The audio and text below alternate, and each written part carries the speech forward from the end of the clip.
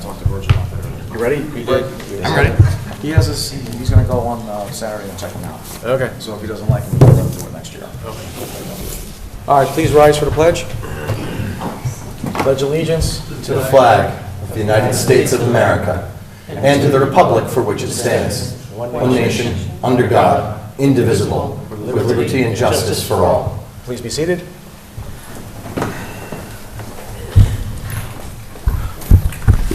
Councilmember Totino? Present. Supervisor Albro? Here. Councilmember Foreman? Here. Councilmember Rye? Here. Okay, I just got one agenda change. I'd like to remove resolution 9631 and add resolution to items for special consideration 9659. Present that as a motion. Can I have a second? Second. All in favor? Aye. Thank you. Next up is acceptance of minutes, Town Board regular meeting, October 16th. Present that as a motion. Can I have a second? Second. All in favor? Aye. Okay, next up is introduction of new employees. Sir, Lieutenant Clark. He's got 2 new officers you'd like to introduce to the citizens. Supervisor, members of the council, I'm here to present 2 of the new officers here in the town of Fishkill. Hopefully with more to come soon. I have with me Victor Mosquera and Richard Castellano. Both seem to be working out very well for us. They're both experienced officers from other jobs, and I'll let them come and tell you a little bit more about themselves. Very good. Hi, good evening. Again, my name is Victor Mosquera. I just want to say thank you for giving me the time to speak to everyone. Again, thank you to Lieutenant Clark as well. So I lived in Fishkill from around 99 to 05, so I do have a little bit of history in Fishkill. So it was nice to have almost like a full circle to come back here and work. I used to be an NYPD police officer, so I enjoyed the job very much. So again, I'm very fortunate for the opportunity to work here in town. Thank you. Welcome. Thank you. Ladies and gentlemen, Richard Castellano, been a resident here. And the mic isn't on. I thought so. Good. Ladies and gentlemen, Richard Castellano, been a resident here for over 20 years, since approximately 2003 I moved up here. 20 years, City of Mount Vernon police officer, police detective. When I left there, I worked for the last almost 4 years for the Village of Fishkill Police as well. 8.5 years active duty and reserve Marine Corps time. And I appreciate the opportunity here, and I'm enjoying being here because this is where I raised my family, this is where I live. So I enjoy policing, and on top of that, this is a little personal because this is where we all live. Thank you. Any questions? Are you still with the village? No, sir, I left. Yeah. So October, I kind of worked both as I got situated here, and then my official resignation with Commissioner Schofield was the 30th of Fishkill Village. Okay. Just curious. Doesn't matter. I mean, just curious. I live around the corner from that station, so. Okay. You probably seen me I out know there. I've seen you. Yep. So, yeah. No, well, I'm left there. There's only so much I want to handle. I also work full-time for the Department of Veteran Affairs Police right now. Oh, you are? Yeah, at Okay, Castle that's right. Point. Yeah, Lieutenant told me that. That's true. Yeah, so that's enough. I still have other things to do in my life besides work all the time, but I do enjoy working. Okay. Any other questions? You good? Thank you. Thank you, sir. Thank you. Thank you, LT. Appreciate it. Anybody else? Oops. Next up is privilege of the floor for general town items. Anything regarding the town of Fishkill, you may speak.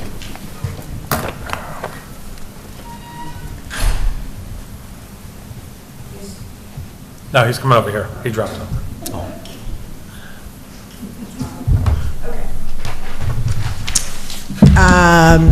I just want to make an announcement on behalf of Stray Help.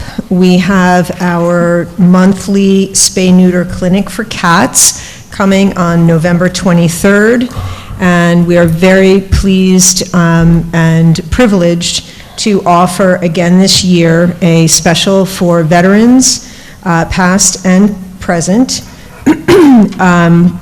for $35 spay or neuter and vaccinate of their cats at our clinic. The clinics are filling up so quickly.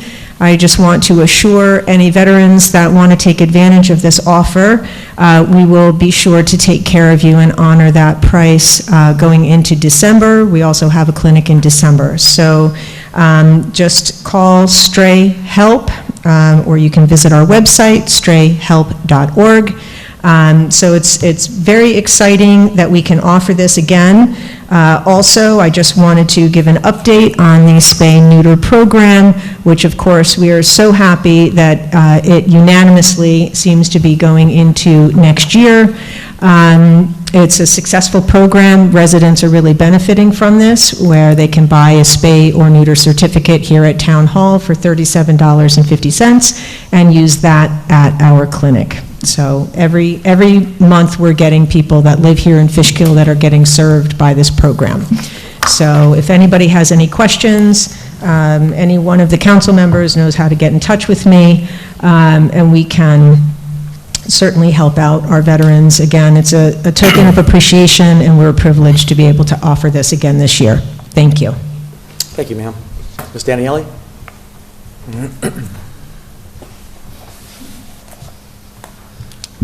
Louise Daniele, legal resident of the town of Fishkill for over 30 years. Before I start, I just wanted to ask the supervisor, because you spoke quickly and you weren't detailed, what is item 9659? Oh, I apologize. It's the, whereas the preliminary budget of the year 2025 has been duly prepared by the town board and duly published, and a public hearing held on the 16th day of October at 7 o'clock. Now, whereas at which time the persons desiring to be heard were heard, therefore be resolved pursuant to section 109 of town law. So what we're doing is increase general A fund appropriation line A by $500. This is for one person salary increase, and it goes down to the line through which lines they're going to get it, and then amend the fund balance by $55,000. And then there's another one. Is that what we got? Just two? 500 was the cats. Oh, yeah, for the cats. Salary increase was 1,500, and The 55,000. So those are the three things in there. So, I mean, I think you said you were going to talk about it later, but why is why are you amending the fund balance by 55,000? Why don't you get up and explain it?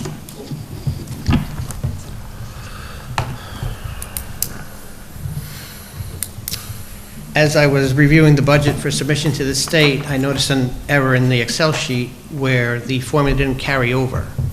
So we were short the 55, it was actually 54,980, which would have put us over the cap. So when you renegotiate the ambulance contract, the savings from that is what we're using to fill that hole. So it's called the state, and I got an opinion from the controller's office that it was proper to do. And that's what this amendment is. It's to put us under the cap, which will be $145 under the cap. Okay. Anything else?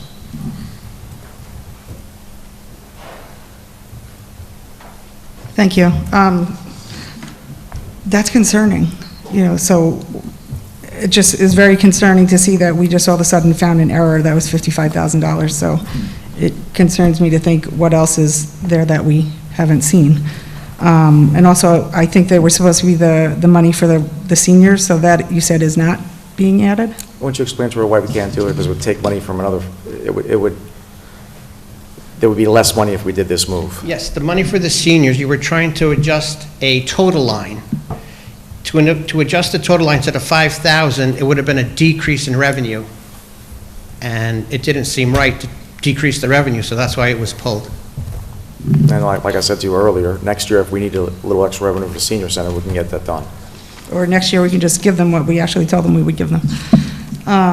So for myself, I just wanted to start by thanking the former town attorney, Mr. Brian Nugent, and his entire firm for successfully defending the town in not only the first lawsuit filed against the town by the Rolling Hills developer, which set legal precedent regarding not holding a new town board to a prior town board's MOU, which is Memorandum of Understanding, but also successfully defending and winning the appeal of that case. I am grateful, along with the taxpayers, for his excellent service in defending the residents from the developers.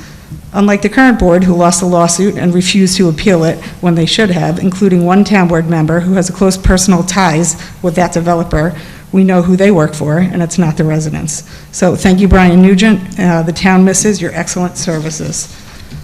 For the multi-year capital plan, I'll just point out a few things that I know will not be changed, but they should still be noted.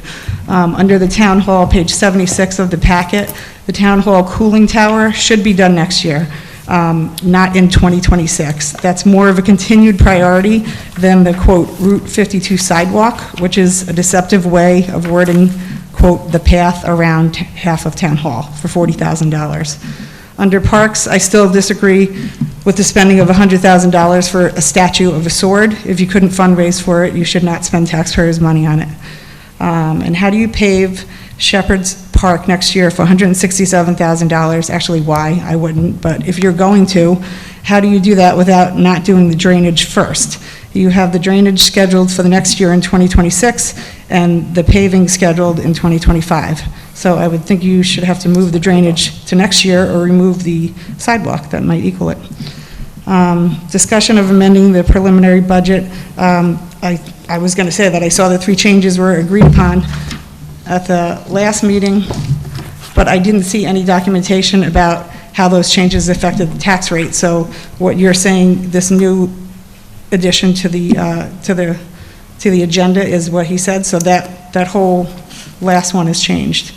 So where you were going to have documentation for the changes, the 3 things that you approved last time are now 2 things that are approved: the person's salary and the $500 for the cat, and the senior thing is removed. Yes. And then the $55,000 that we just found out of nowhere is added in there. Okay. Let's see.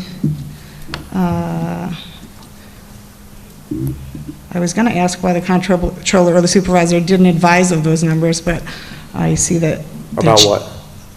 Originally, you had a resolution that said that you were making those changes, but in the agenda packet, you had no documentation to show how that would either go down or up from the $1.93 per thousand. So now it's totally changed. Understood. So I would say the end number for me is smoke and mirrors, because the 2 town board members, Mr. Foreman and Rye, have failed to say yes to the PBA contract. So there is no mention of the increased money. They have had plenty of time to do the right thing, but they haven't. So in January, the number that number that's going to be voted on tonight will not be a true budget number. That will be hidden in a transfer of money next year when the PBA and the highway union contracts are approved. I also don't see any discussion of amendments from Councilmember Foreman, who proclaimed he didn't make the preliminary budget, so he didn't give himself the unjust additional $5,000 in salary. So where is the discussion to remove those salary increases and save the taxpayers money, instead of taking an almost 100% increase in salary since you came here, complaining at meetings you didn't want to make, that you wanted to make more money before you were even on the board, taxpayer money, of which you yourself do not even pay taxes in my town.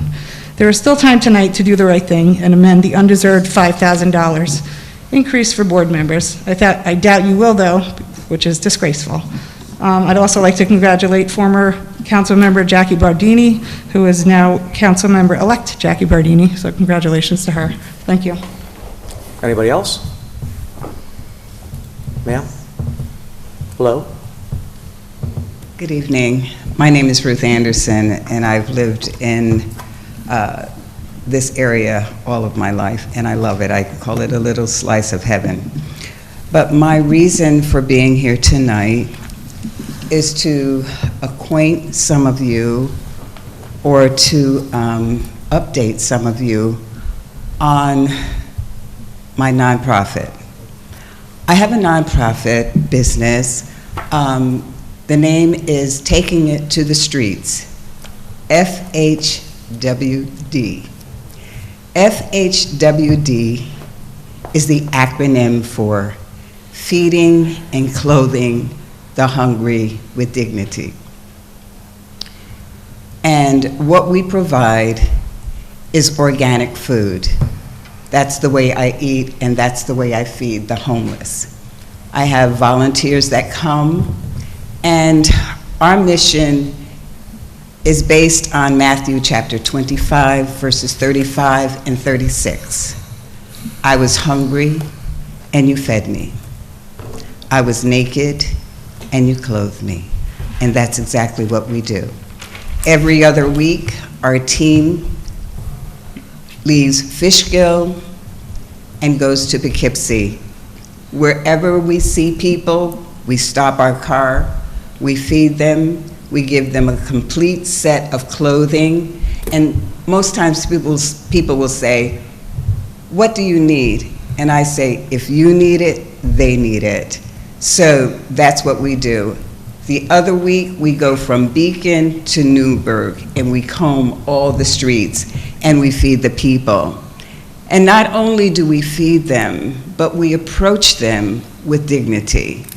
And when we see one gentleman or one man sitting there or standing, we'll say, "Good morning, gentlemen," or "Good morning, sir." To the ladies who are most times unkempt, as well as you can imagine people on the street, we say, "Good morning, beautiful," "Good morning, lady," and we feed them with hot cup of coffee, a sandwich, egg, and cheese. So that's that. Every first Sunday, which I'm going to get to something very quickly, every first Sunday of the month, we provide a 3 to 4 course organic meal. Everything is done, and we also have like a dessert. We also have a lunch for later, which includes a sandwich, a healthy snack, and water. However, in addition to that, just to let you know, I have a packet for everyone. But in addition to that, we're having a holiday dinner, and we do this every year. Past couple of years, we've been going to the shelters, and we set the table, we put nice, beautiful tablecloths on, and we serve them. They do not come into a line. And this year, we're having a holiday dinner, and we're providing 100 dinners from Fishkill to Poughkeepsie, Beacon to Newburgh, and we're even going into Pleasant Valley. There's a shelter there. So we're having a regular turkey, rotisserie chicken, collard greens, macaroni and cheese, yams, you name it, the whole gamut. And everything is made from scratch. In addition to that, we're giving everyone we see on the street a Christmas gift: hat, gloves, and scarves.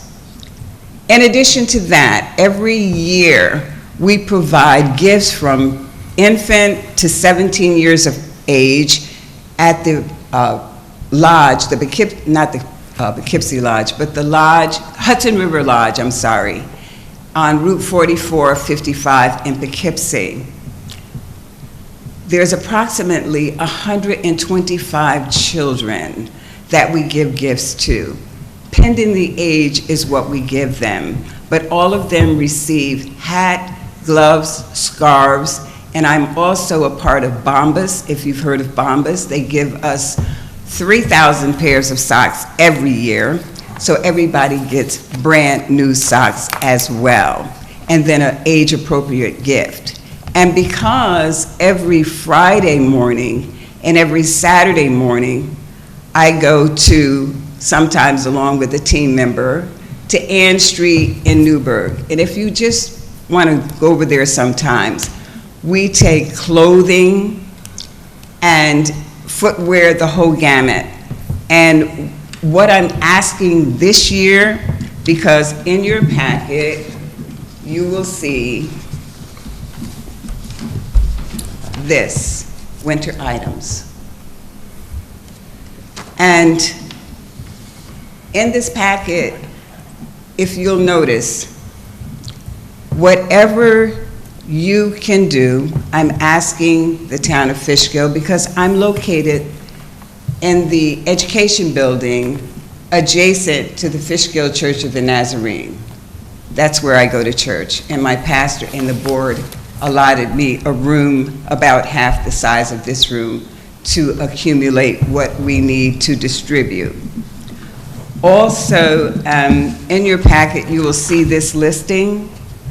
This is a listing of all the people that we help, plus a few, so you'll have that information as well. December 14th, and I'm almost finished. December 14th, we're having our second annual gala. And since we're part of Fishkill, we're having it at the I-84 Diner in the private dining room. At this event, we have stellar, when I say stellar, I mean stellar performers. Last year, we had a gentleman who is on Broadway. He has his own school system, and he sings opera. So this year, you'll come and you'll see the wonderful people that we will have. And in addition, last but not least, we provide clothing for Corona Self-Help Center. I don't know if you've ever heard of them before, but they're located in Jeffersonville and in Queens. And these are young men who have been on the street and on drugs, but now they're in transition, and they will be coming and being a part of our event as well and sharing their testimony.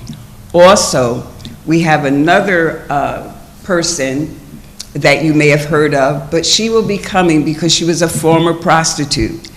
And what she does in the evening with her team, they go out and help the women on the street. So I'll end with this.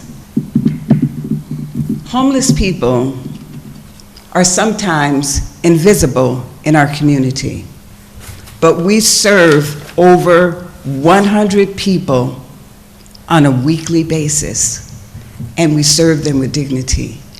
And if you would like to be a part of this, there's a listing. Whatever you want to do or whatever you can do, we would appreciate it. Men's clothing from head to toe is our most needed items. We get women, we get children, and we appreciate it all, and they're all distributed. But if you have gently used clothing or brand new clothing, it doesn't matter. We would appreciate it. Drop-off location, again, is at the Education Building at 953 Main Street, Fishkill, New York. Thank you for your time. Please give me those flyers, and maybe we can share it with our citizens. Absolutely.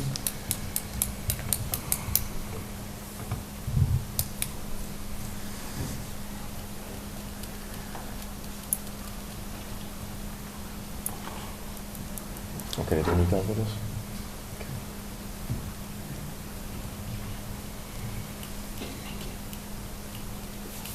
Thank you so much. Thank you. Thank you, Ms. Anderson. Thank you. How many of you are involved in this organization? Excuse me? How many of you are working in this We have organization? volunteers. Right. It started in 2012, but people ask me, when did you start doing this? My parents raised me to do this, so I've been doing this all of my life. So the organization is an opportunity for people who would like to do something like this Right. and never had the opportunity. How many are involved with you? I have churches. There's a lot of people. Oh, I see. But the volunteers that come on Tuesday that help sort it all, there's approximately 10. Okay. Yes, but people from Red Hook to Fishkill, Poughkeepsie, the whole 9 yards, they've been involved since the inception in 2012. God bless. Thank you, ma'am. All right, liaison member reports. Brian, you can go first.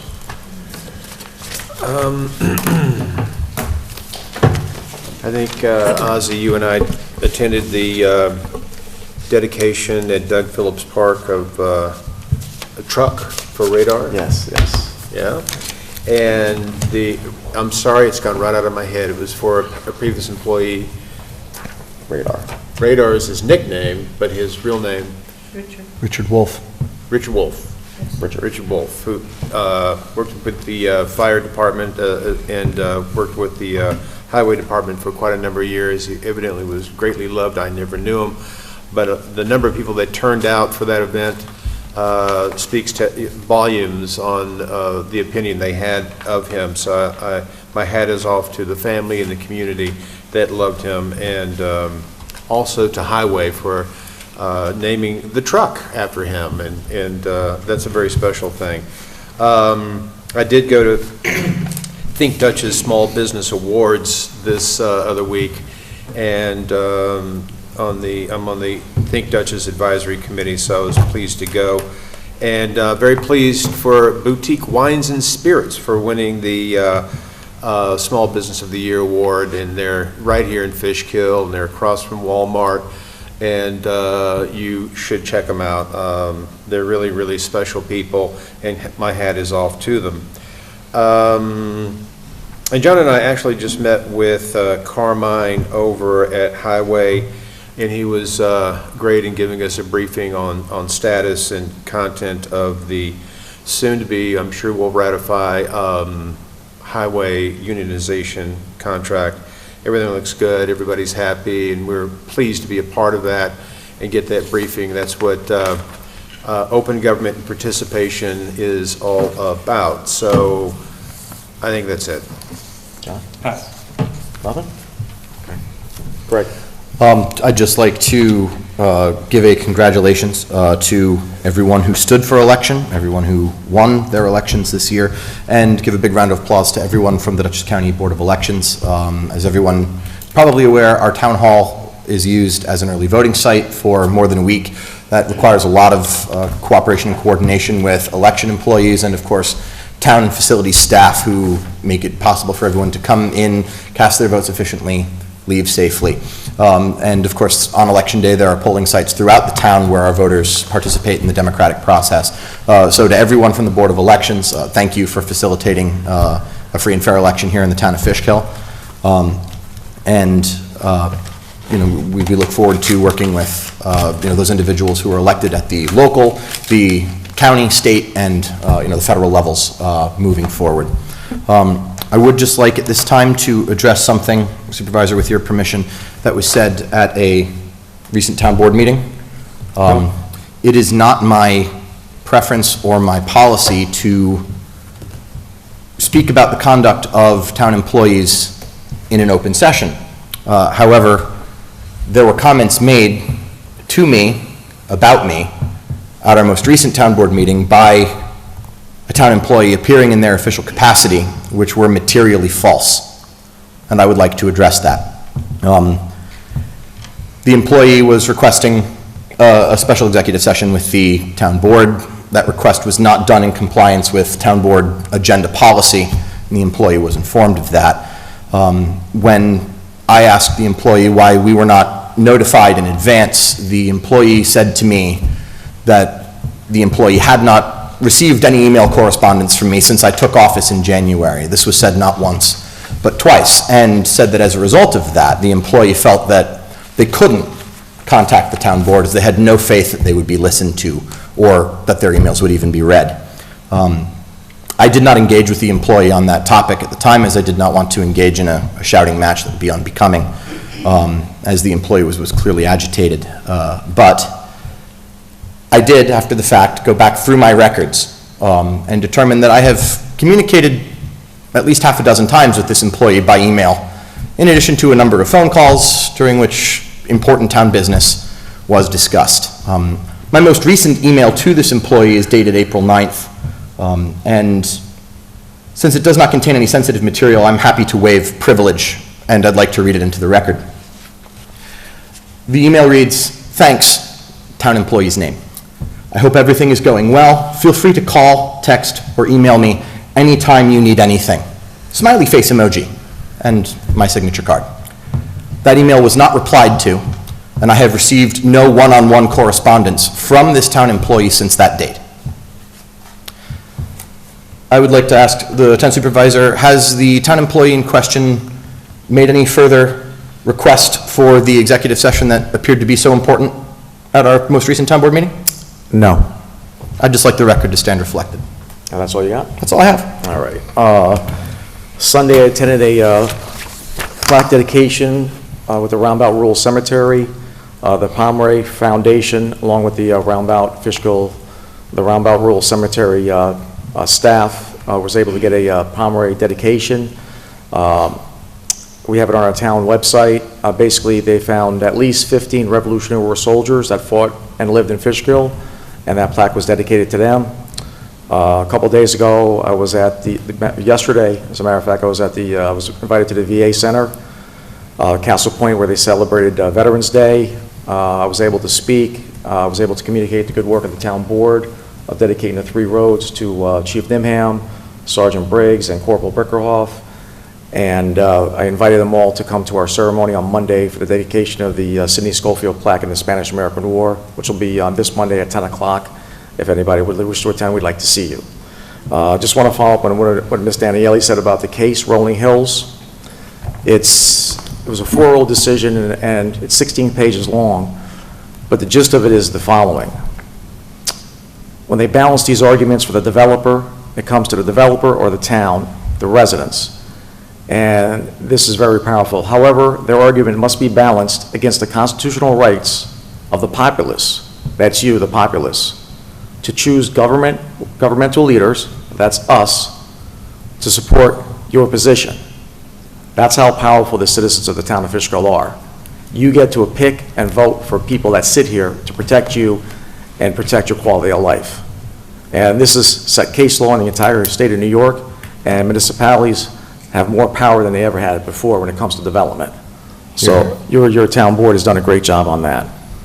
That's all I have. There's no presentation. Supervisor, before we Yes. move on, I was remiss in omitting one thing. Go on. Near the end of October, myself, yourself, Councilman Rye, I know the town clerk was there, at our recreation center for a plaque Yes. dedicating the recreation center after long-serving town supervisor Joan Pagonis.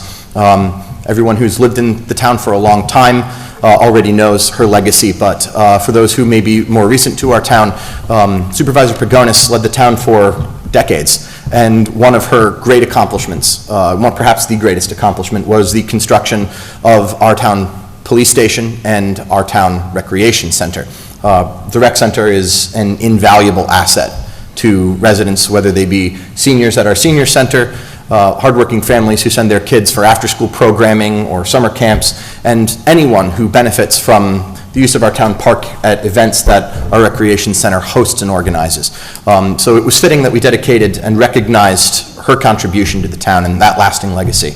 And it was good to join with her to recognize that fantastic contribution that she made. Yes, if it wasn't for her, there'd be no rec senior center. That's the envy of the Hudson Valley. That's the bottom line with that. Can I add something? Sure.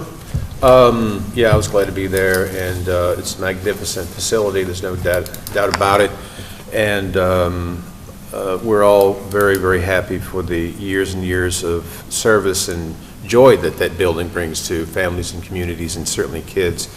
But I'm remiss also in indicating that while the Halloween parade for the little kids happened last Sunday, and it was a joyful thing, and I was not able to go to it, but my hat's off to Eddie Colon working with Mayor Martin and getting candy for the kids for that event, and that was a very special thing that, of course, as we know Eddie, he's a great guy in the community, and he would do something like that, working with Sam's, who always opens the door whenever Eddie calls. So that's all.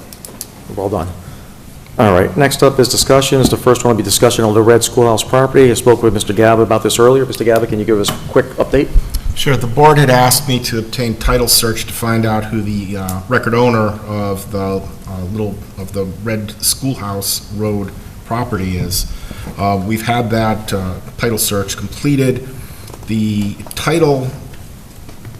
record title is in a municipal entity called School District Number 4. which it received title in 1942 from the Verplanck brothers. The school district number 4 as a municipal entity doesn't exist anymore. Our understanding, going through the title records on it, and we don't have the official school district records, is that it was merged into the Beacon City School District in the 1950s. Now, what should have happened is when the merger occurred, all of the assets of school district number 4 were transferred to the Beacon City School District. That doesn't necessarily have to be by deed. It could be in the New York State Department of Education documents affecting the merger of the school districts. However, it's not always the case that every asset of a municipal entity that's being dissolved and absorbed into another municipal entity is transferred. Sometimes they, for whatever reason, don't want the asset, or they want to sell it off, or maybe it's just accidentally neglected to be included in the transfer. So you cannot approach the non-existent school district number 4 to get title to this property, whether by gift or by purchase. You're going to have to approach, we believe, the Beacon City School District. However, I don't think the Beacon City School District is aware that they own this property. I think that would have been something on record if they did. So if you're interested in pursuing obtaining title to this property, we're going to have to serve foils on Beacon and on New York State Department of Education to demonstrate what occurred in the 50s when the merger of school district number 4 into the Beacon City School District occurred. If we can establish a record, I'm sure that we can talk with the school district and see if they'd be willing to gift it or sell it or what have you. If it turns out, and I don't think that it will, but if it turns out that it was not transferred to the Beacon City School District, then it will most likely be, have reverted to the Verplanck family, and we're going to have to run down whoever their heirs or assigns might be. You need to tell us what it is you'd like to have done at this point. You want my opinion? Yeah. I know you're going to get it anyway. So when you turn off of 9D, left or right, onto Red Schoolhouse Road, we're talking about an empty lot that's right there. It's an empty lot. I know that at one point it was a red schoolhouse, God knows how long ago, and it's gone, there's nothing there, and yes, the road is named after it,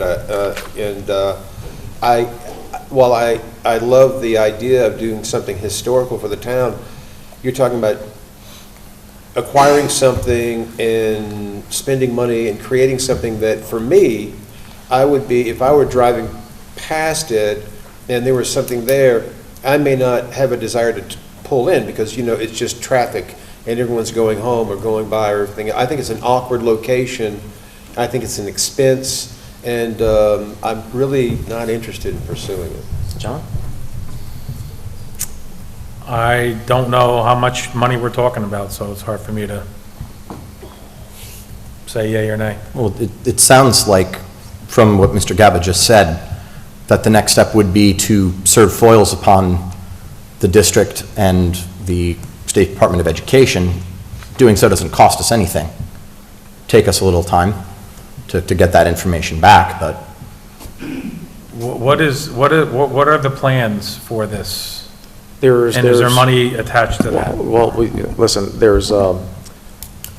I don't see how much money it can take to get the land, especially if it's owned by the school district. We'd probably get it for a nominal fee, maybe $1, I would guess. The foundation is still there. The school itself operated for at least 70 years with one teacher and 7 or 8 grades. I think it was only 800 square feet, so it's very small. I would like to acquire the land if we get it, you know, for free, basically. And then in the future, maybe not this board, but maybe a future board can build a replica. And 800 square feet is not big. 800 square feet is probably an average 2-car garage. And I think it would look great on 9D. It would be an awesome attraction, and I think it would improve the quality of life of the residents of Fishkill to have something like this in their town.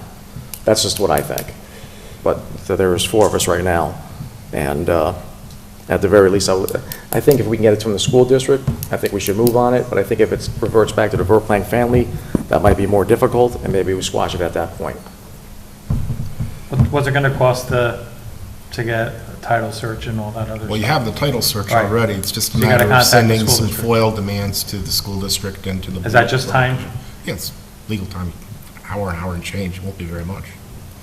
The question is, do you want to go forward with it? Because if you're not interested in pursuing the property, there's really no point in looking further into who owns title, you know?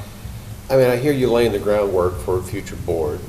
We all know what's occurred, but still, there's no plan. So you build a building there.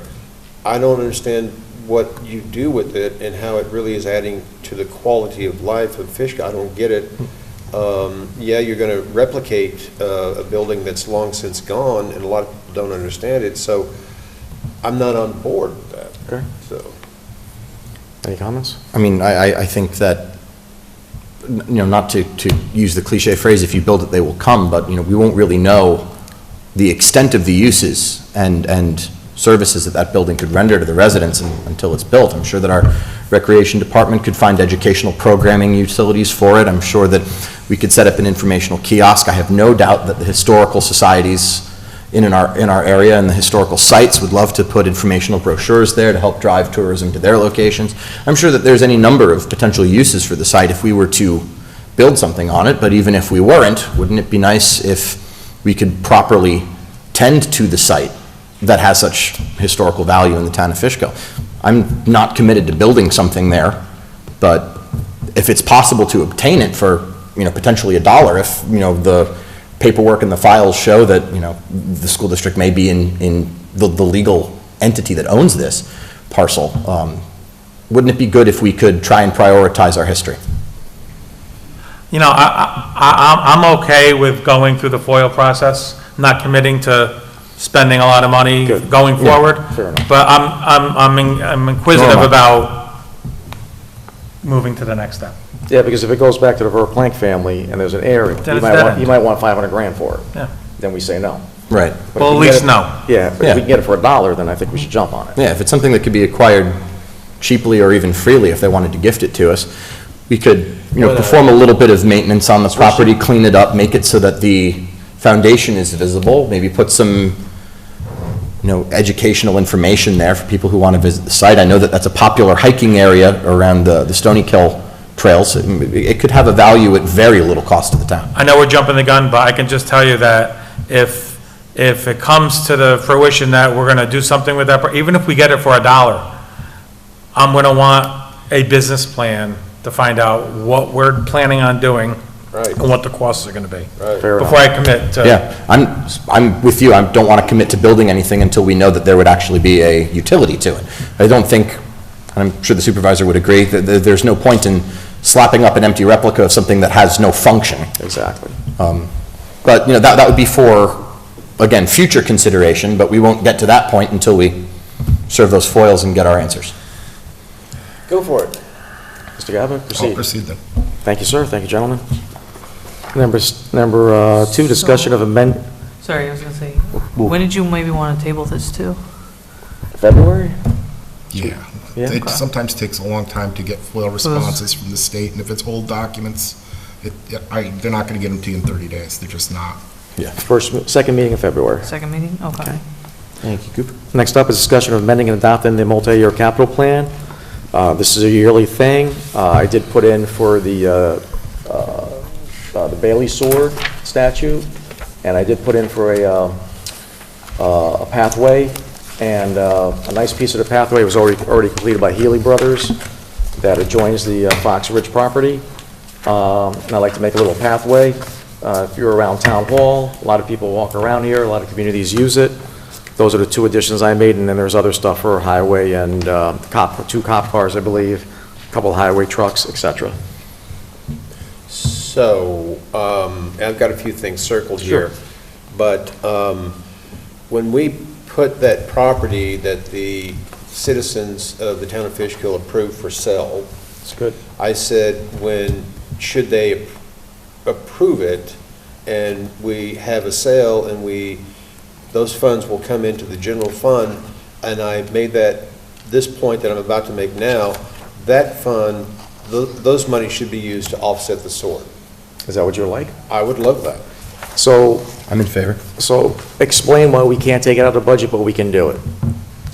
Keith? Well, no, I mean. You understand? So, I don't want to take it out of the budget because we need to use that for next year, for the 26 budget.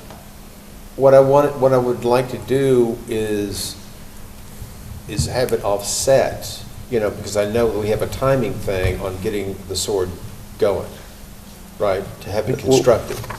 Well, we can leave it in the capital plan.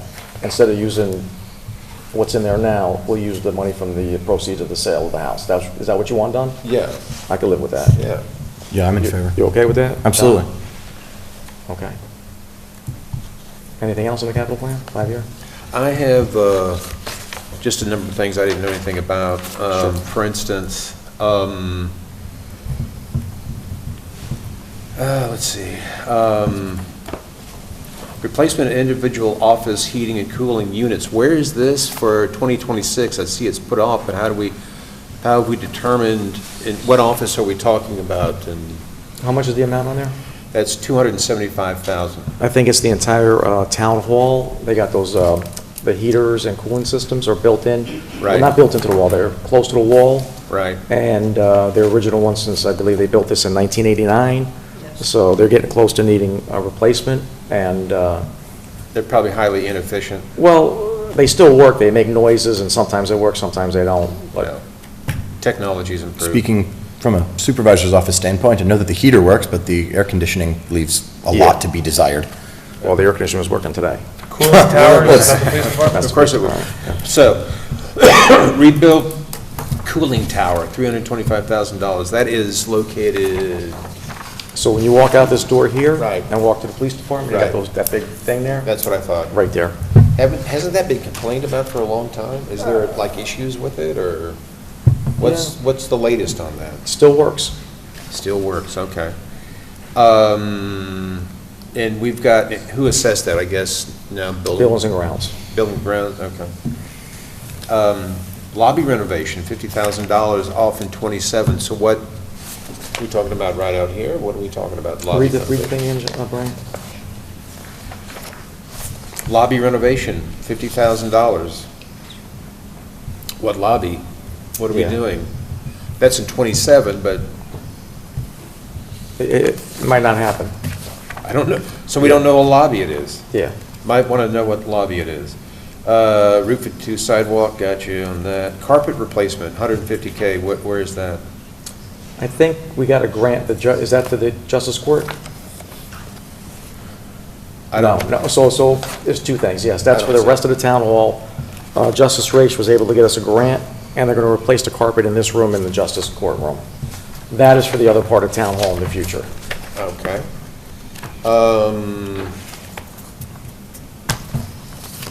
So I see recreation main hall renovation includes public address system, HVAC system, wall and door for Lauren's office. I heard that that was a request. Door to the copy room, additional storage room. So, a PA system, this is in '26, $100,000. So it's a lot of stuff, and it's hard to determine that everything adds up to 100, but I'm just curious, where's the PA system going to go, or is that just something that we placed in there and to be determined, or what do we, do you know what that's about? To be determined. Okay. Well, Supervisor, I don't mean to interrupt, Brian, but we are talking kind of generalized with these things, but to my understanding, Supervisor, and correct me if I'm mistaken, but the purpose of the capital plan isn't really an itemized line-by-line expenditure report, but rather it's to earmark certain funds that we know will need to be spent on certain types of projects, but which don't have clearly defined scopes I as of yet. understand that. I just, I want to ask these questions openly for people out Absolutely. there. And, like, for instance, here's a scope that must be already scoped, and that's a purchase of a new generator, $228,000. What year is that? Who needs that? That's for '26. Yeah. Who needs That's a for the rec generator? center? Huh? I believe that's the rec center. That's the rec center needs a generator, okay. The comptroller is nodding. Yes? He's in agreement. All right. And next year it could be totally different. I got you. I just, See, hey, in theory, if we left it the way it is and 26 came, yeah, we wouldn't have to amend it, but if we make any changes, then we have to amend it. understood. I just wanted to, And not many, one of the good things my predecessor did was create this capital plan. Not many towns in New York even have anything like this. right. So So it's a those very are good good thing. questions to ask, wouldn't you agree? Absolutely. So people know. Absolutely. It is a great tool, so the board and residents can look at future budget years and consider what types of expenses might need to be incurred, when and for what. But obviously, this is more in the conceptual phase as opposed to the nuts and bolts phase, which would then be handled during the actual budget year for that year in question. So for example, we just talked about the little red schoolhouse. So we're able to get the land for $1, maybe for the year 2030, I put 100 grand in there and park it, but it doesn't mean we're going to do it. No, it doesn't commit the town to spending the funds. Yes. It just places it there as an earmark to say, this is something that the town is interested in doing. When you are crafting your budget, it's a tool for the supervisor and the comptroller and the other participants in the budget process to use as consideration. It sort of acts as an old-fashioned rubric that you can use to help identify certain types of capital expenses. Okay. Anything else, guys? I don't have any questions. Next up, town board to discuss waiving the fees for the Veterans Zumba fundraiser. The town board discussed on waiving the fees for the Veterans Zumba fundraising taking place on this Saturday, November 9th, at the Fishkill Recreation Center for the rental fee of $540 and the public assembly fee for $250 would be waived. We did this last year. It was well attended, and the gentleman asked to do it again. And any questions? No, I addressed him in an email, so I know Thank you. our Veterans Committee Chair is going to take a look. Yes. All right, next up is town board to discuss using ARPA money to pay for the Chair Party water study. ID number 9634, town board to discuss ARPA money to pay for the water study completed by MJ Engineering and the land surveying PC on Chair Party Place. So this is the federal money we got, and I think it was, what is it, 15,000? Everybody okay with using ARPA money to pay for the study? Sure. Yeah. Okay, good. Number 5, discussion of resolution to reauthorize agreement with the Dutchess County for shared service program for procurement. It's a yearly thing. Everybody okay with that? Yes, I read that. That's. Okay, number 6. Yeah. Discussion of resolution to accept monetary donation to the police department, $400 from Thomas R. Crennan. Thomas R. Crennan to be utilized by the police department at their discretion. Everybody okay with that? Absolutely, and thank you, Mr. Crennan. Thank you, That Mr. was very Crennan. nice. Any reason why you did that, or? Doesn't say. Okay. Oh, that's it? Wow, okay. Privilege of the floor for agenda items only. Anything that's on the agenda.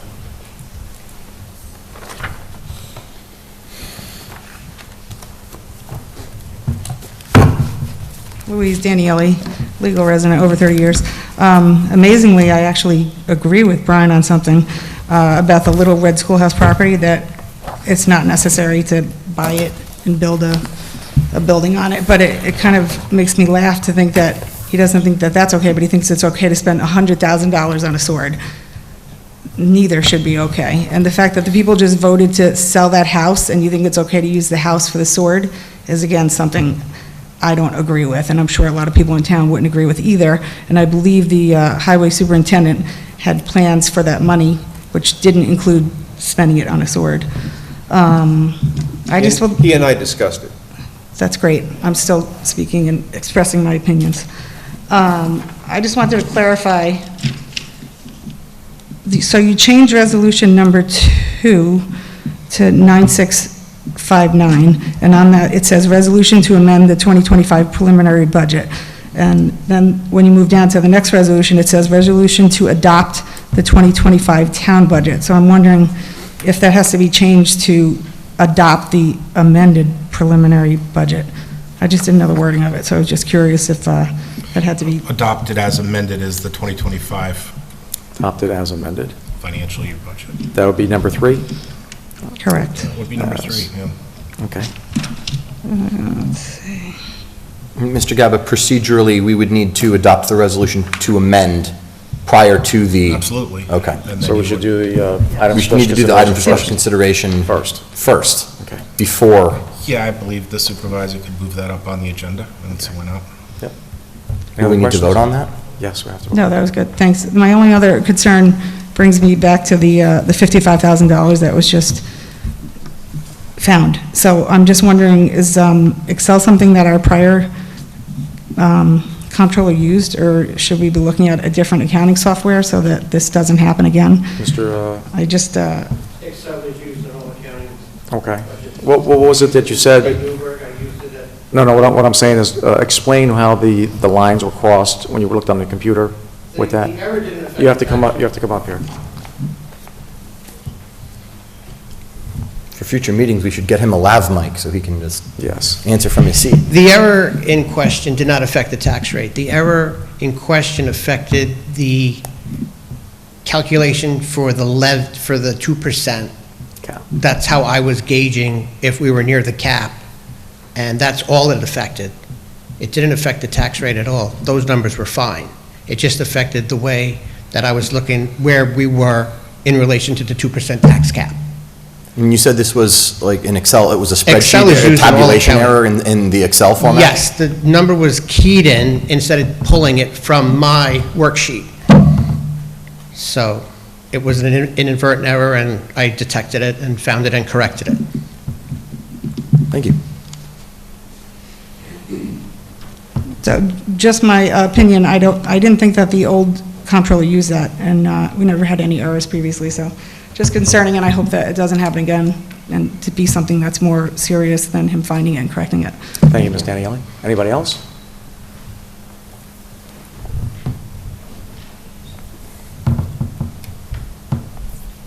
Good evening, Anthony Cardinelli. A few minutes ago, it was mentioned when you were talking about the rec center, earmarking over $200,000 for a generator. Can you explain that a little further? Because that seems like quite a costly generator. No, the generators are expensive. What did we buy we bought 3 generators for the water districts with 300 grand each? Yeah. Yeah, the They're- generators they're that we needed expensive. for emergency backup power for the pump stations were between the cost, delivery, and installation, because they had to be factory installed in order for They're the expensive. But this- warranties to be applicable. It came up to like 280,000 each, if I'm remembering correctly. So this is just what we have a 5-year capital plan, and we just place things, we ask department heads where they want. The chief will ask for a couple, say he wants 4 cop cars, we give him 2, and then we push them down the road. The rec director is asking for a generator. We put it in 2027, it might not happen in 27, it might happen in 28. And So it may it's not just be that- $200,000, Yeah. you know, economic things changing, supply increasing, it may only cost 120. Yes. But it's good for us to be able to plan ahead by saying, we may need this much for this year, so let's put that in the plan and anticipate it may cost that much. What is the, I don't want to say intended load, but what is the intention behind the generator to fully power the entire building during emergency so classes can still go on? Or is it designed to make sure that there's heat and the refrigerator still works so food isn't spoiling? It would be full operation of the place. All the above.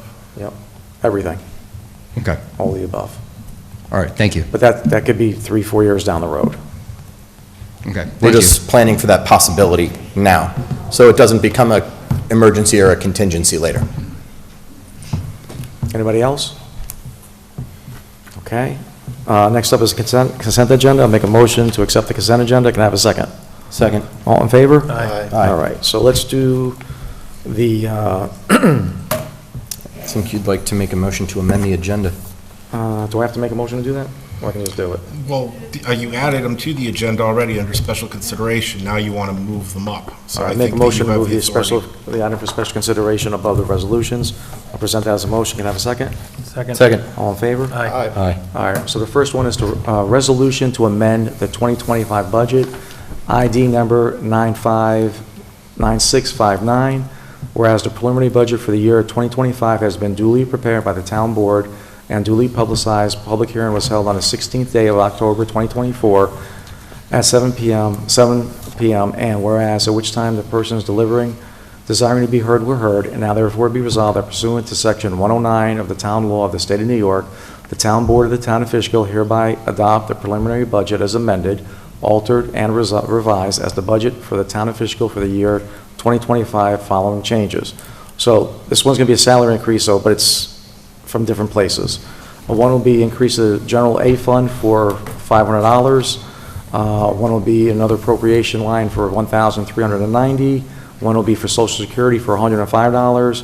One is the MTA tax by $5. And the final one on that is an increase in recreational fund appropriation line for tickets, $1,869. And amended as follows: remove numbers 2, 3, and 5 from the above. Replace with increase ambulance GA fund revenue line GA 12204.9999 appropriated fund balance by $55,000. Decrease ambulance GA fund appropriation line GA 12204.1001 special assessment property taxes by $55,000. 3, increase general fund A fund reserve line A 1404 period 2770 unclassified revenue by $500. Number 4, increase A fund appropriation line A 14105.0455 outside services $500. Number 5, increase the town of Fishkill B fund appropriation line B 80205.0101 regular pay by $1,500.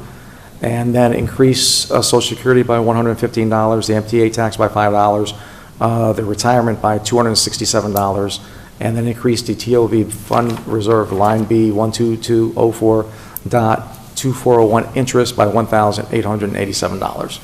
I'll present that as a motion. Can I have a second? Before second, I would Sure. like to clarify language with the attorney.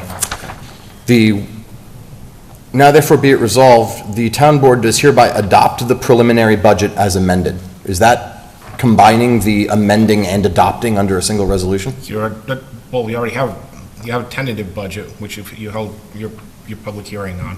So now you're going to adopt that with As the amendments. preliminary budget. As the preliminary budget, and then there'll be another resolution adopting that as the FY. Thank you. I wanted to make sure that we weren't doing things in the wrong order. No, you got it right. Okay. So the wording's a little confusing, but this is the proper procedure. That's why I wanted to make sure we were doing it right, and with that said, I will second. All in favor? Aye.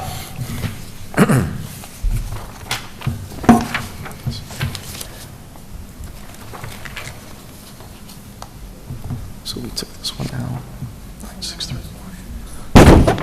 9598. 9631 is gone. Yes. Capital plan is done, so we've got 2 resolutions left. No, we do still need to amend and adopt the capital plan. Yeah, I know That was- that. We got 2 left, 2 resolutions left, number 3. No, but we still need to do number 1. We didn't do number 1 yet? No, we just discussed it. We didn't vote My yet. apologies.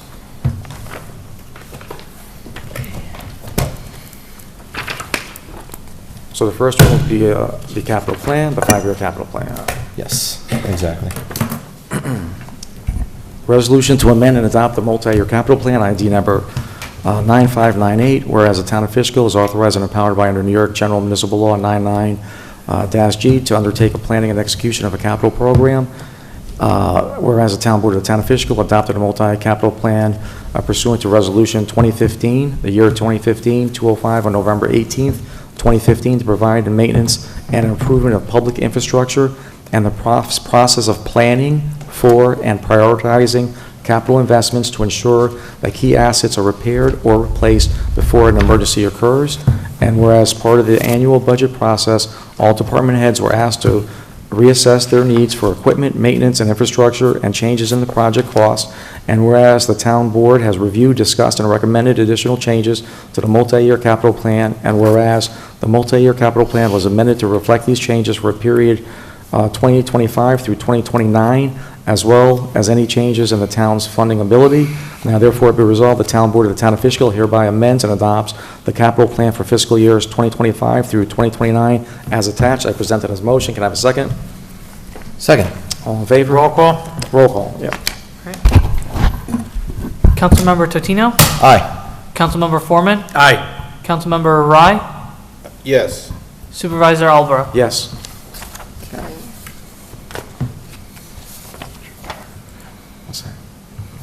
I've got the next 2 here for you.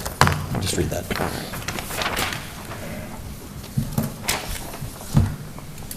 All right, so before, we don't have a discussion item for the resolution to adopt the 2025 town budgets as amended. Any board members have any questions before we go forward? Is this the preliminary budget or the adoption? This is adoption, the final vote for it. 2025 Yes. budget. Okay, You have yeah, an I have- amended preliminary budget. You have questions? which is approved. Just a couple of comments. Mr.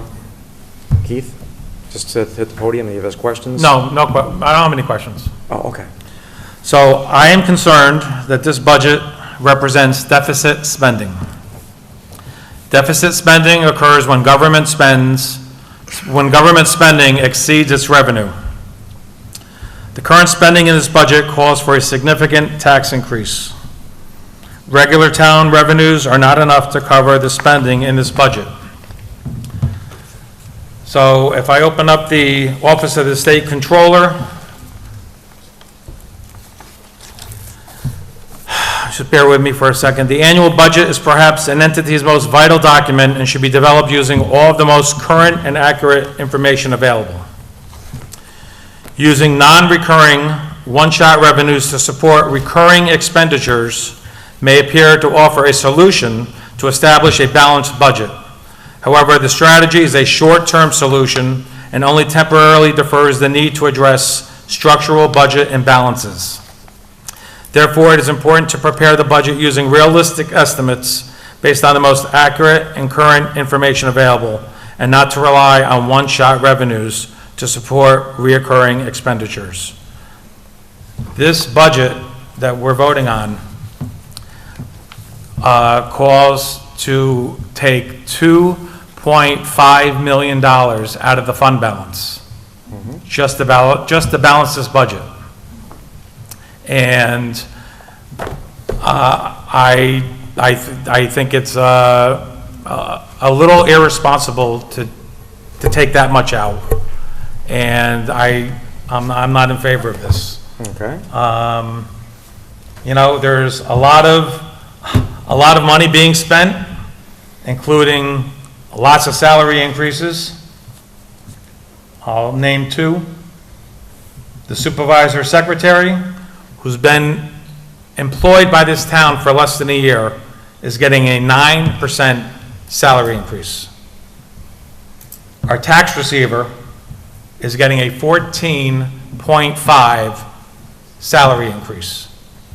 Now, I don't know anybody that's getting a 14.5 salary increase in this world that we live in. I just, you know, I look at, you know, we talk about the economy. Putnam County, sales tax revenue tanks in September. Mortgage tax receipts flat across Putnam. Ulster County Controller warning the legislature about dipping into the reserves when they should be, it's a rainy day fund, okay? The fund balance is a rainy day fund. It's not raining in Fishkill, okay? But we are grabbing a lot of money to balance this budget. And it's going to come back to haunt us in the future. I can't support this budget. Okay. Brian? Keith, can you come up?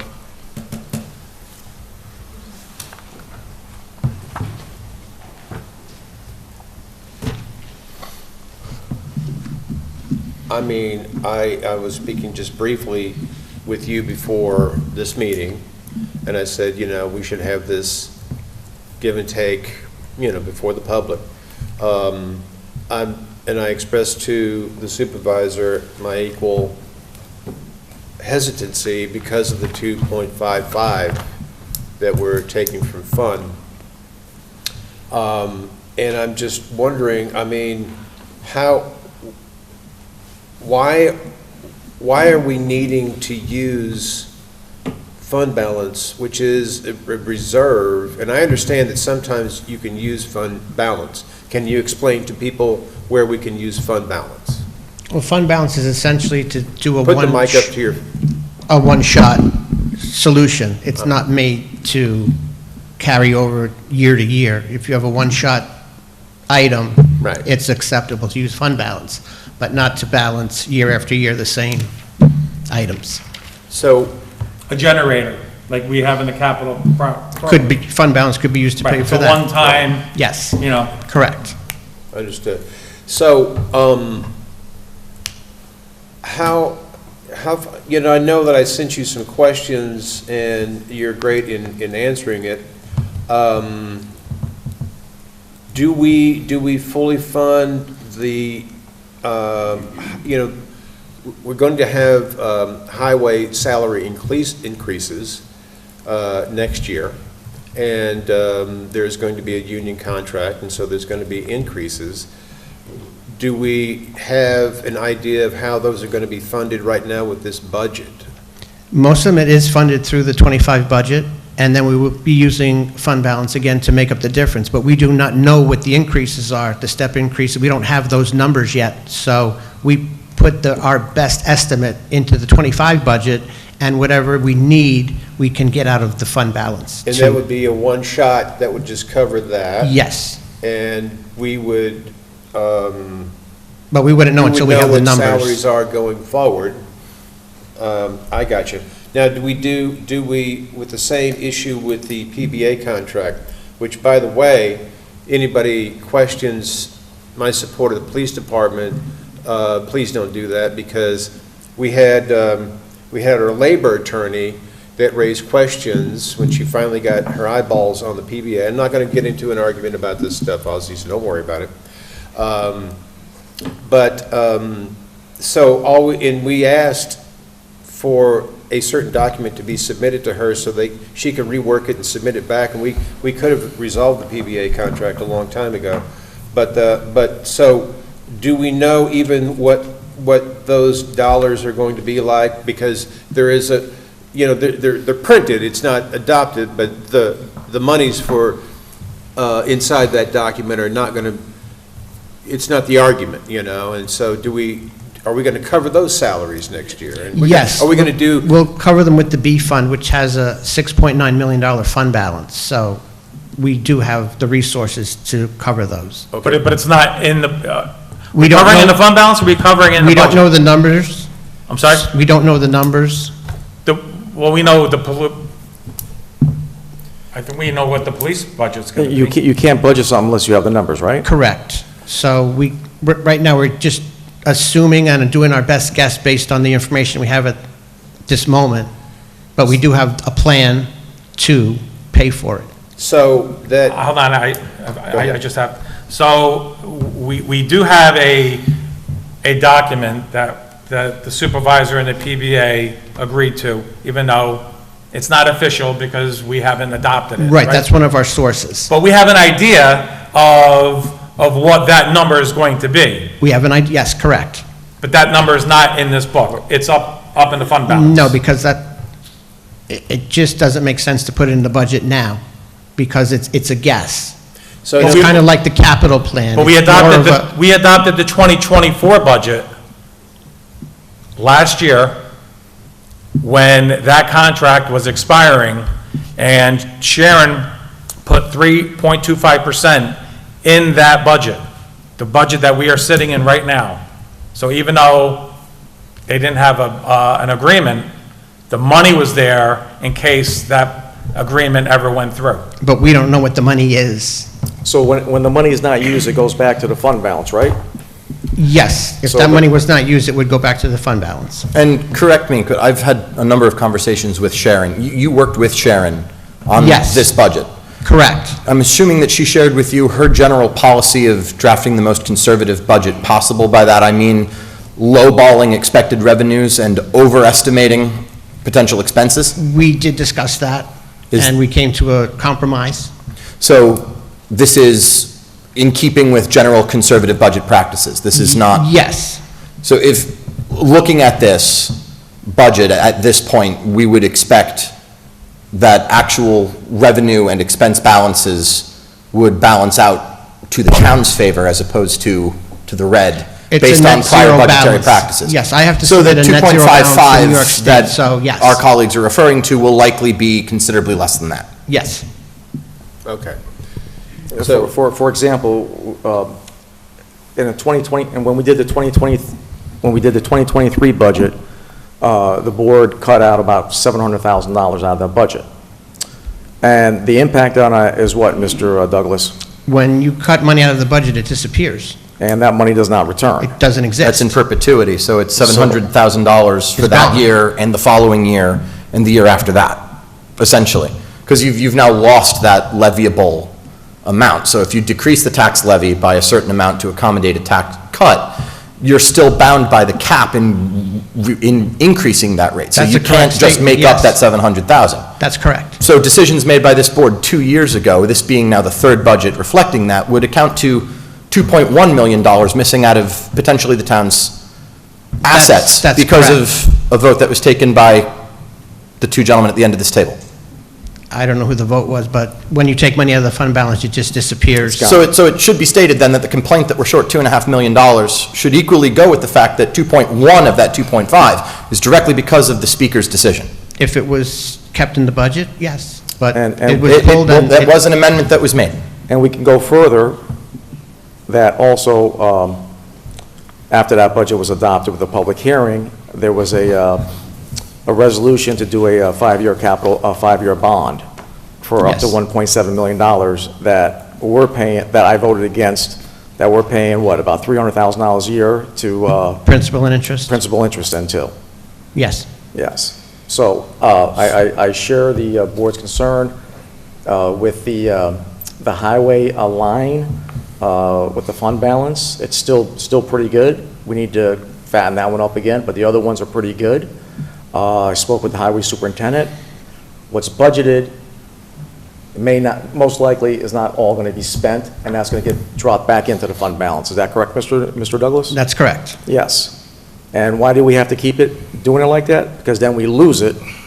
And We don't becomes a have it bit- anymore. Then we don't have it anymore. So we're asking the taxpayers to pay No. a little extra with an agreement that we're not going to spend all the money.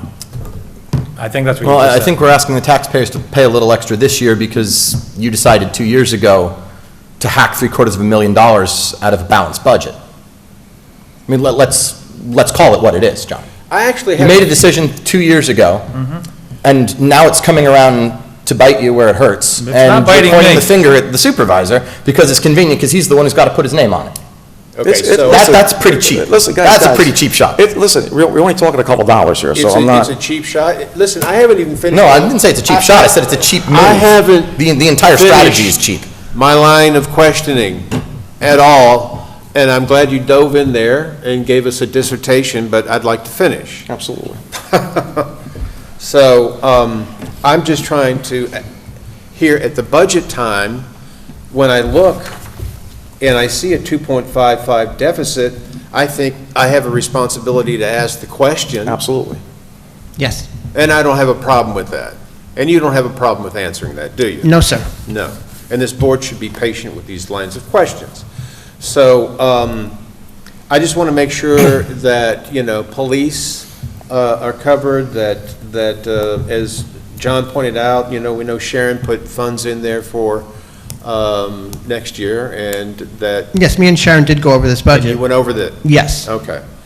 I understand. And give me another minute here.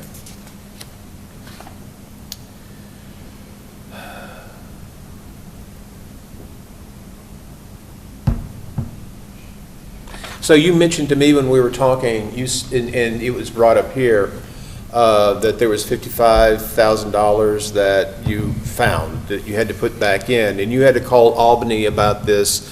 And what are the issues with Albany and this budget and that $55,000 that you found and had to put back in order to keep it under the cap?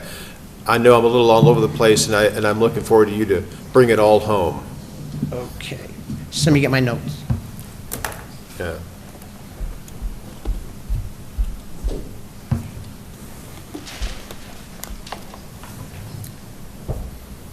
These are the notes I was using while I was doing the budget, so. And I appreciate your hard work today, and I know you haven't eaten lunch. Not yet. My hat is off to you. So That one right there. the error was in calculating the tax cap. I was keeping a running total on what we were under the cap, we were over the cap. Okay, When I plugged this number in, we were $55,000 over the cap. okay. That did not figure into the tax rates. The tax rates were fine, so they did not change. But in order to balance the budget, the ambulance was renegotiated by the supervisor at a savings of $80,000. So we, And I liked his agreement. Thank you. so we over budgeted in '24 So that 80,000 came into the fund balance. Okay. I used that money to reduce the tax burden on the citizens. So when I plug that number in, maybe the tax rate will come down. Not a lot, but it'll come down a bit. So this is actually helping the taxpayer. It should reduce the levy by at least $55,000. So once you would amend the budget, I can plug those numbers in to get the final tax rate, which it should come down. So this was actually a benefit that this error was made. So what's the issue if this budget isn't passed with Albany and with, is there an issue? If the budget does not pass tonight, the preliminary budget will pass, but it'll be over the cap by the 55,000 because you didn't accept the amended budget. So then you would have to do another resolution to override the tax cap, am I Yeah, correct? No, they accepted the amended budget, which included which I thought included the. That is correct. In adopting the preliminary budget tonight, we amended the tentative budget to reflect the changes you made. Oh, I'm sorry. The Then, supervisor read them all off. I thought that was among the, It was. okay. so then it would stand as amended. Yeah. So there would be no issue. Okay. So to Sorry, be- I apologize for so- that. so- Brian, I don't mean to jump in here, but I have a procedural question stemming from yours. Is that all right? Go for it, bud. Thank you. So, sort of the three options that exist before the board right now is to adopt it as it has been amended this evening. Yes. To amend it further, and then adopt that amended budget tonight. Or to vote on it as it is now, fail, and then it still go into effect exactly as it is currently accepted as the preliminary budget. That is correct. So it either stays the same, we agree on a change, or it fails and it stays the same anyway and goes into effect anyway. That is correct. Okay. That's what I got from him on this procedure as well. Well said, Greg. Okay. So, I know that there can be, some concerns for residents about how different possibilities play out, but it's one of two things, really. right. So, You're talking like an $8 to $9 tax increase, that's it, with this budget. It's a pretty good budget. And it's been consistent with the budgets that the three of us have passed in the last couple of years.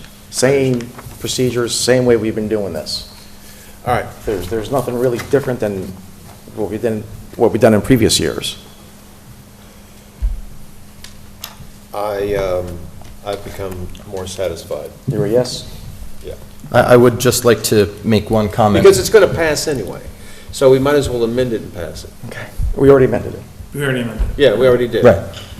So pass the amended, or the one that's unamended. No, I'm just gonna be dead honest with you guys. I'm proud that John actually, I like to do these things before Election Day. I was glad that you said not to do it, Yeah. because then we would have been 55 over the cap, and we would have got spanked by the state. And this is, yes. Yeah. Yes, so it was not my fault. Well done, John. You owe me one. I do owe you one. But this is why we have this is why we have a town board. This is why we have a controller. And it takes politics out of it. And it takes politics It out of does. it. So we watch each other. And it's healthy. We do recognize, and you guys got to understand, we did a lot of work this year on our parks and our roads, and that fund balance for the highway department. There's a brand-new highway garage that we built in-house for about 600 grand. If we took it out-house, it would have been like 1.2 million. We've saved a lot of money. We've done a lot. And next year, when I prepare my state of the town, I think you're going to be very proud of what the town has done for you. Our major capital projects, there's none left, to be honest with you. The interconnection with the two water districts, that's about $1 million is going to be done with. You're really talking about, like what Councilman Ryan mentioned earlier, about some heating, HVAC type of stuff. And you're looking in the future, salary increases, equipment, highway trucks, and cop cars. And in the next 4 to 8 years, you're talking about most likely $300 million of taxable revenue coming to the town with development, going through mostly commercial and some residential. And I think this year alone, we're going to get at least $500,000 more into the tax coffers by this type of development. So we're extremely healthy. I spoke with the highway superintendent about, juicing up his fund balance again. And we do have things in there now that comprise of this 2.5 million that we're not going to use, but if we don't budget for it, we lose it the following year. It's crazy, but that's how it works. Is that right, Mr. Douglas? That's correct. So we budget for it, we're not going to use it, so we have that revenue going on in the future. So we can rebuild that one line. And thank you, John, I appreciate that. Keith, Because I just want you to know that when I interviewed you, I didn't interview you by myself. When I was a part of the team interviewing you, I knew you had the skill set, and I'm glad you're on board. And, yes, it is good that we took 2 different meetings to do this, because it allows for, I think, more in-depth research and some time, and conversation. But, so therefore, thank you for catching that and really being thorough and going over that, Thank you. Yeah. And this is your first budget, so. For the town, yes. Yeah. Yeah, it should be noted that you were hired at a very difficult time where you were basically onboarding into the town right as the budget was going 0 to 60. We hired you, in July? July. We hired you in July, and here we are. At that point, budget discussions between the supervisor and the department heads, they're already underway.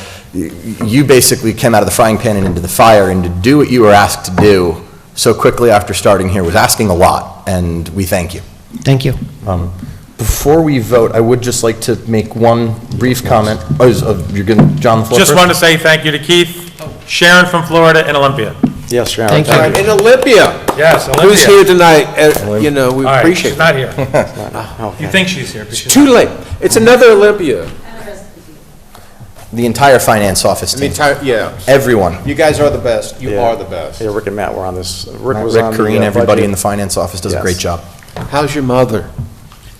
All right. Okay. All right. One thing quickly before we vote. I do just want to say, as the only member of the town board who used to be a town employee, I would just like to say something on behalf of the 2 employees who were singled out by Mr. Foreman in his comments. I certainly understand the concern regarding percentage of increases, but I believe there is a very fair explanation for those 2. Starting with my successor as Ozzy's secretary. He took a significant pay cut from what I was making. Yes. I took a significant pay cut when I first started with the town at the insistence of the supervisor as something of a probationary policy. He wanted to see that I was working hard, he wanted to develop our relationship, and he wanted to see what responsibilities I was able to take on. And as the supervisor knows, when he took office and I started working in his office, there were 2 full-time budgeted staff positions in the supervisor's office, one for confidential secretary and one for communications. As someone with a communications background, I absorbed both of those into my daily job responsibilities, and as such, the supervisor set my salary to somewhere in the mid-60s. That's just public record, it's perfectly known. Had I continued serving as the supervisor's secretary, I would imagine that the regular salary increases that would come along as adjustments that are made regularly, I would for next year be making about what this budget calls for Joe to be earning. And having observed his work in the supervisor's office, he's timely, he's organized, he's an effective communicator. I've never heard the supervisor say a word against him. And as such, if the supervisor believes that that salary is appropriate for his secretary based on his history with me as his secretary, I think it's a very consistent pay scale, and you never complained about how much I was making. So I think that's very fair. And if we're talking about combining 2 positions into one, the same thing should be said for our tax receiver, because our tax receiver also serves as the town's cash receiver. So it's not just a thing that you do during tax season in the spring or in the fall. And it should be mentioned that tax season doesn't just begin with the date that people can come in and make their payments and end with the date that that's done. There's a lot of math, there's a lot of double checking of financial statements, there's a lot of preparation for all of those, in addition to processing regular payments and other cash transactions that take place at Town Hall for various permits. And of course, the other members of the town clerk's office assist with these types of transactions. There have been salary adjustments that have been made in the past. Last year, I believe it was an oversight, but the tax receiver did not receive one, receiving one this year.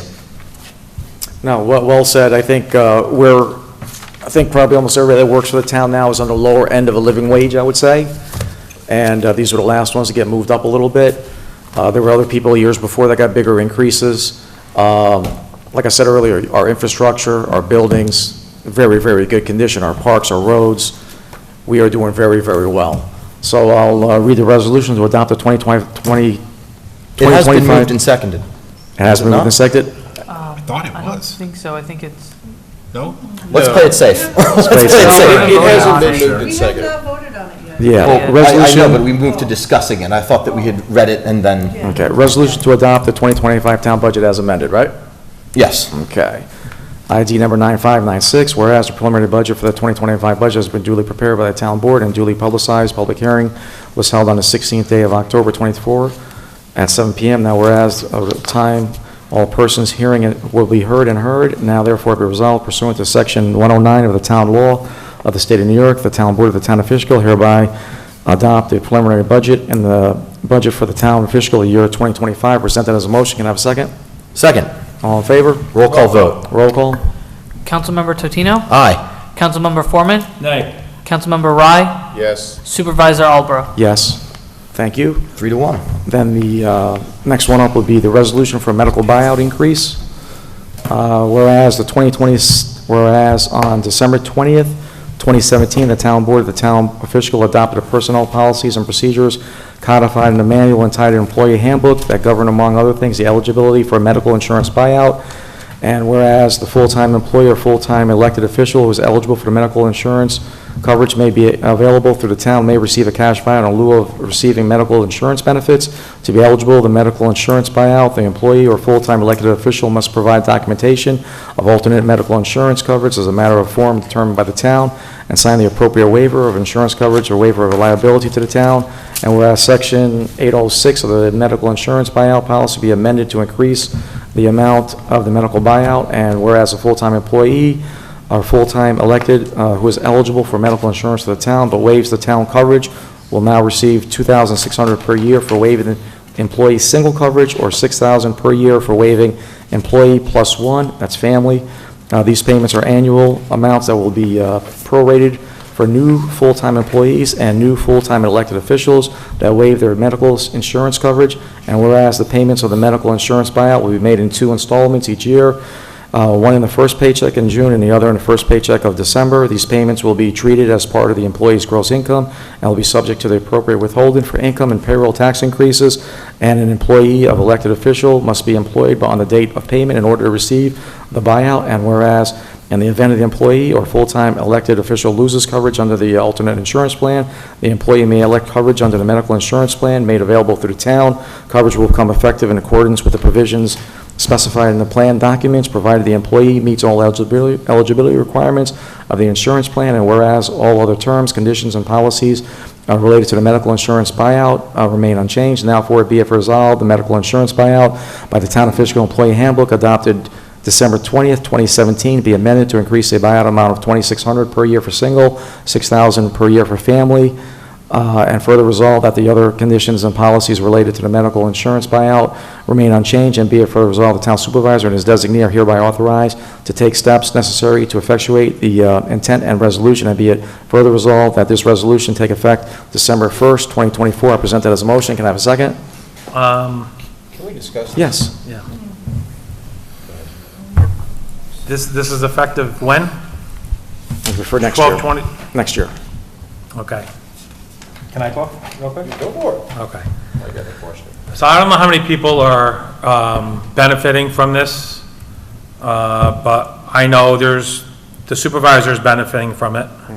The town clerk's benefiting from it. They're both getting what I would say very generous salary increases in this budget.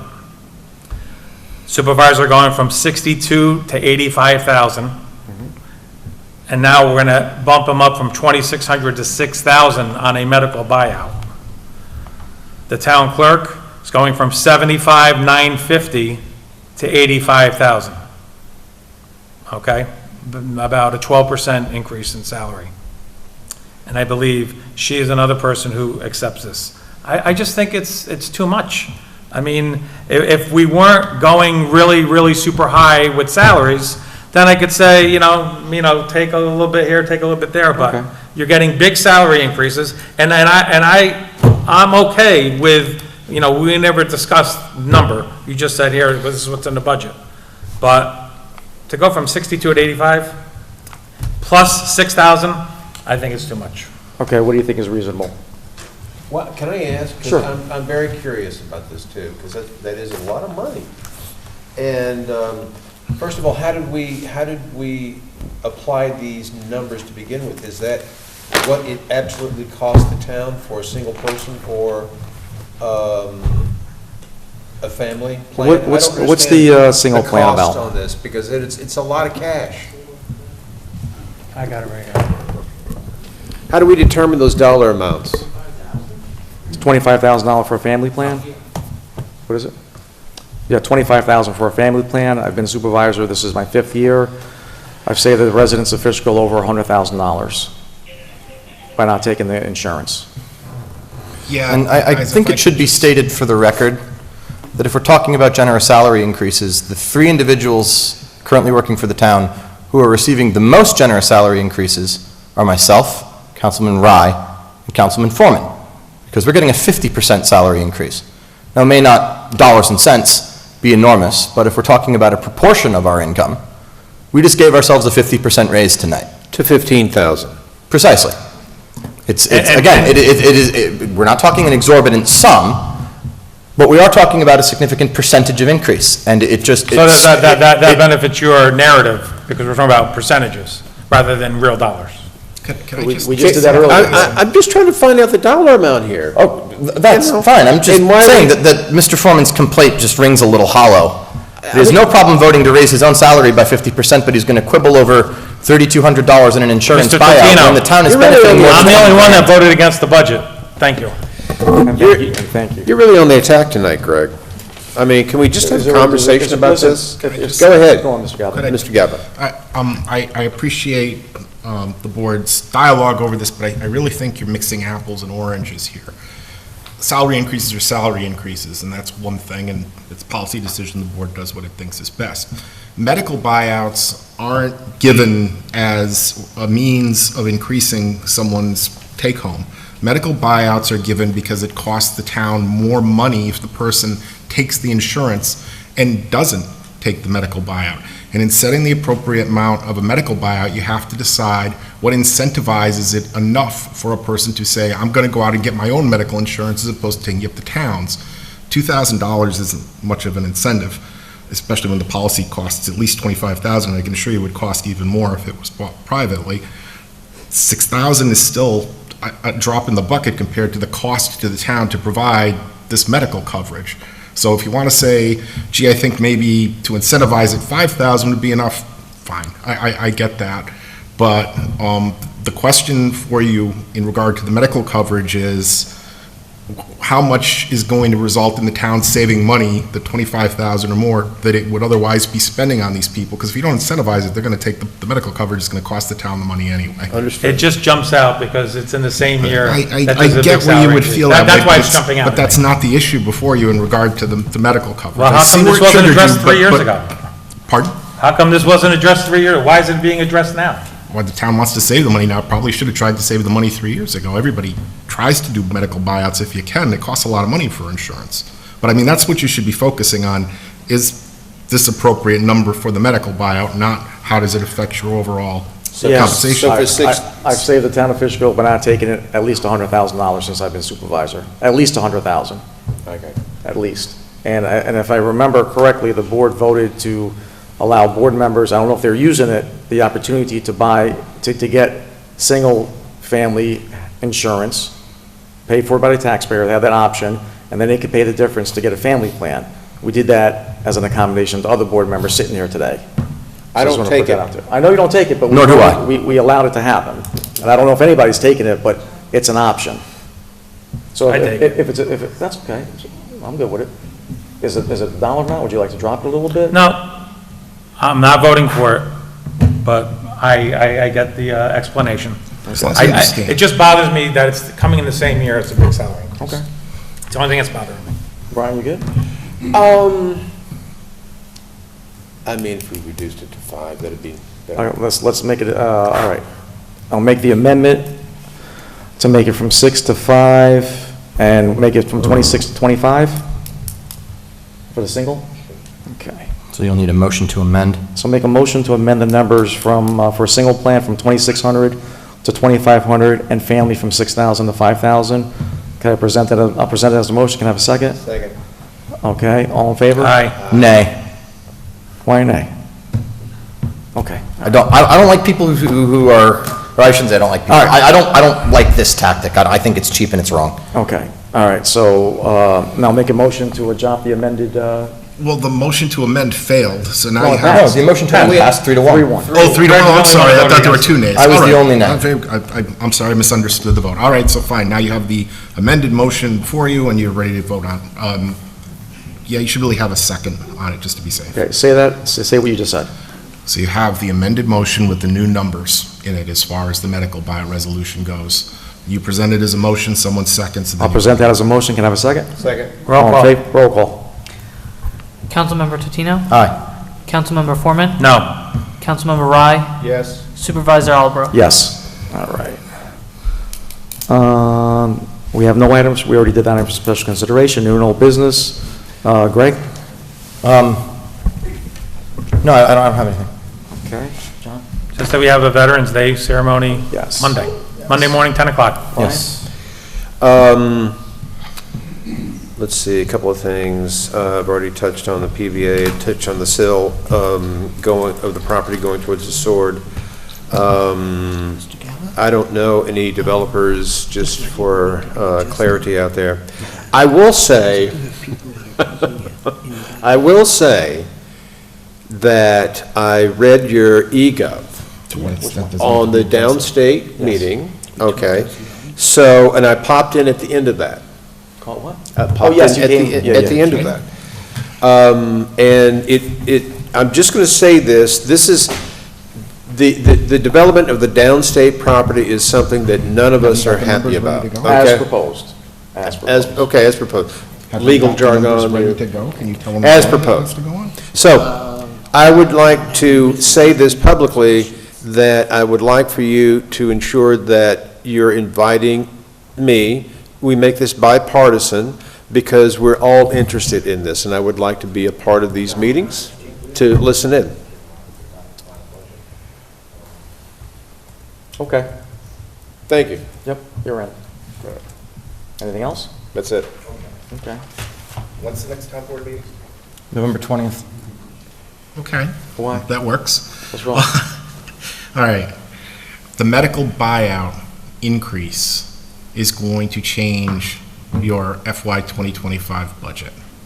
Not by much, a minuscule amount. All right, how about we reconsider and just keep the same amounts in there, guys? Can we redo Well, it? hang on a second. If we're talking about doing something for the 2025 fiscal year, why don't we reconsider this during the 2025 fiscal year when we have more answers about the...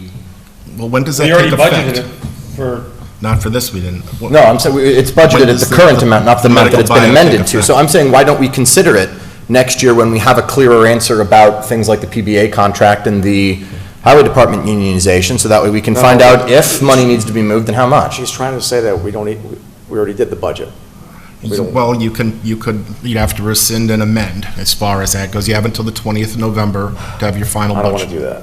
We'll then rescind the medical buyout resolution and let it go. And then we can Let it go to the reconsider this original. next year. Yes, If it's going to create a pain in the ass, let's just do it. Okay. So, Mr. Galvin, can you say what you need to be said, and I'll just say, make the motion? Sure. In regard to the Thank you for trying to accommodate. No, listen. motion authorizing an increased medical buyout, let's call it that, someone needs to make a motion to rescind. It needs So to be moved. seconded, and then you need a majority vote. Second, Motion to rescind. all in favor? aye, 4-0 to rescind. to rescind it. All right, so now that, Becky, We'll have to make a resolution for that. I beg your pardon? Do we need to make a resolution for You that? just did. It's No, I mean, we'll have It's to a make rescind. one for the minutes. Well, yeah, I'll help her with it tomorrow. Okay. Just make sure that you note in the minutes that the resolution approving the increased medical buyout, although voted on to approve, was subsequently voted on to rescind, and so it's not going to take effect, at least not this year. That working out? Okay. All right, now I'm a little confused. Now we have to vote on it. Now we have to vote on it. Didn't you just vote? No, we for just it? We did. voted to rescind it, to vote on it. No. There's reconsideration, which requires a vote to approve, and then you re-vote on it. Rescind, it's gone. It's done. It's over. Since no one never. So we rescinded it, so the original is in place. No, it's gone. The original's gone. There's a The difference original's between gone. rescinding and reconsidering. Reconsidering would be, you vote to reconsider, and then you vote on it. Rescind, So there will no, Medical buyout increase. trust me. right. They're two It's different going to motions. say what it was prior to this resolution coming before us. Yeah, but you rescinded it. Well, The resolution's right, I gone. believe the question is, what does that mean about the medical buyouts in the town? And the It's answer is as that they're going though to the stay at the resolution was existing never rates. exactly right. Yeah. So it stays at the numbers it is today. That's right. Yeah. Oh, okay. It's as if we never Oh. considered that resolution in the first place. That's correct. So it's in the current, but not in So there's no increase. the, no increase. No increase. And thus, the budget Which could for be next changed. year remains unchanged. Yeah, but you But I don't you wanna can ma- also got do a it. budget for these I don't want to things. mess with the budget. No, I don't want to mess with the budget. It's about, no, that's fine. Okay. New and old business, I already get you? Got you? I got you? Yeah, Okay. yeah, I'm good. All right, next town board meeting is November November 20th. 20th. No executive session, I'll make a motion for an adjournment. Can I have a second? Second. All in favor? Aye. In favor? Adjournment, adjournment. We're adjourned. Adjourned. Thank you, everybody. Yes. Good night. Steve wants to stay, so. Steve wants to stay?